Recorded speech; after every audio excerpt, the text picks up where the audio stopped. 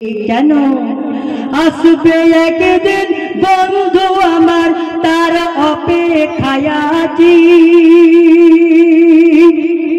ওগো আসবে একদিন বন্ধু আমার, তার অপেক্ষায় আছি।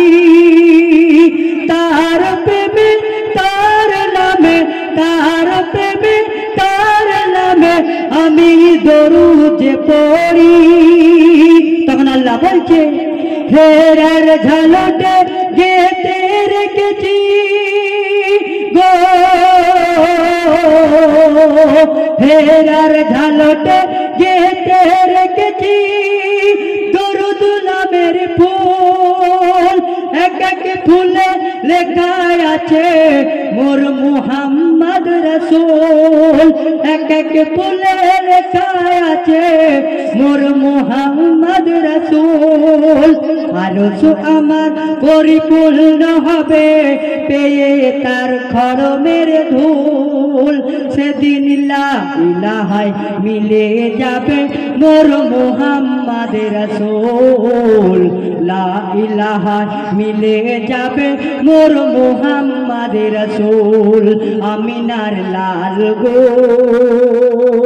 তুমি বেনজির বেমিসাল গো, তুমি মোর জান গো, তুমি আরশের মেহমান গো। 103 কিতাব এলো এক এক নবীর মুখে। কুরআন শরীফ নাজিল হলো আমার নবীর বুকে। কুরআন শরীফ নাজিল হলো আমার নবীর বুকে। যুগে যুগে যত নবী কিতাব এসেছিল, ওগো যুগে যুগে যত নবী কিতাব এসেছিল, আমার নবী আসার পরে সবই বাতিল হলো। কোন নবী কিতাব আসবে না আর এ কথা জেনে নির্ভুল। প্রথম নবী হযরতে আদম, শেষ মুহাম্মদ রাসূল। প্রথম নবী হযরতে আদম, শেষ মুহাম্মদ রাসূল। আমিনার লাল গো তুমি বেনজির বেমিসাল গো, তুমি মোর জান গো, তুমি আরশের মেহমান গো।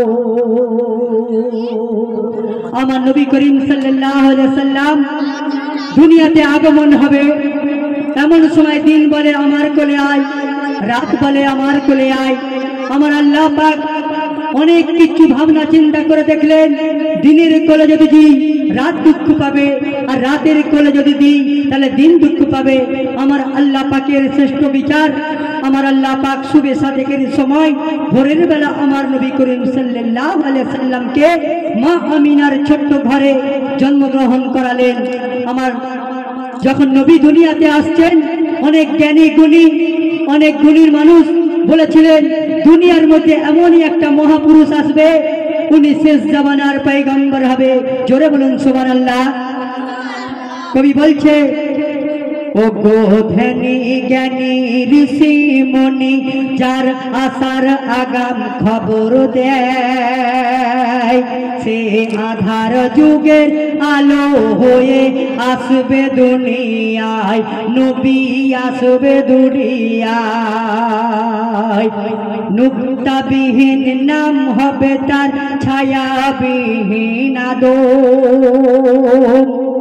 ওগো নুক্তাবিহীন নাম হবে তার, ছায়াবিহীন আদম। তার নূরের বদনে মাটির তবক দেখিতে সূরাতে আদম। ওগো তার নূরের বদনে মাটির তবক দেখিতে সূরাতে আদম।